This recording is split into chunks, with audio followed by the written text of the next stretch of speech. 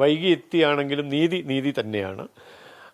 ഇതിൽ സമൂഹത്തിന് നൽകുന്ന സന്ദേശം ഞാൻ നേരത്തെ സൂചിപ്പിച്ചതുപോലെ ഈ കോടതി വിധിയുടെ ഒരു പരാമർശമുണ്ട്. ഞാനത് ഒന്ന് ഓടിച്ചു നോക്കിയപ്പോൾ അതിൽ കൗതുകം ജനിപ്പിക്കുന്ന ഒരു പരാമർശമുണ്ട്. അതായത് കോടതി പറയാണ്, വിധിന്യായത്തിൽ അത് പറയാണ്, ഈ ആക്രമിക്കപ്പെട്ട ആളുടെ ഭാഗ്യം കൊണ്ടോ ഈ കുറ്റം ചെയ്ത കുറ്റവാളികളുടെ ദൗർഭാഗ്യം കൊണ്ടോ ഈ മനുഷ്യൻ ഇപ്പോഴും ജീവിച്ചിരിക്കുകയാണ്, കാര്യങ്ങൾ പറയാൻ അദ്ദേഹത്തിന് കഴിയുന്നുണ്ട് എന്നൊരു പരാമർശം കോടതിയുടെ ഇതായിട്ടുണ്ട്.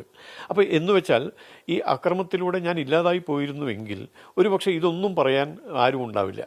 അപ്പോൾ അത് പറയാൻ സാധിക്കുന്നു എന്നുള്ളത് കോടതി വളരെ അർത്ഥപൂർണമായ പ്രയോഗമായിട്ടാണ് ഞാനത് കാണുന്നത്. എന്ന് വെച്ചാൽ ഇത് പറയുന്നത് എന്തിനാണ്? ഇത് പറയുന്നത് അത് കോടതി പിന്നീട് തുടർന്നു വന്ന വരികളിൽ അത് വ്യക്തമാക്കിയിട്ടുണ്ട്. ഇത്തരം സംഭവങ്ങൾ ഇനി ആവർത്തിക്കരുത്.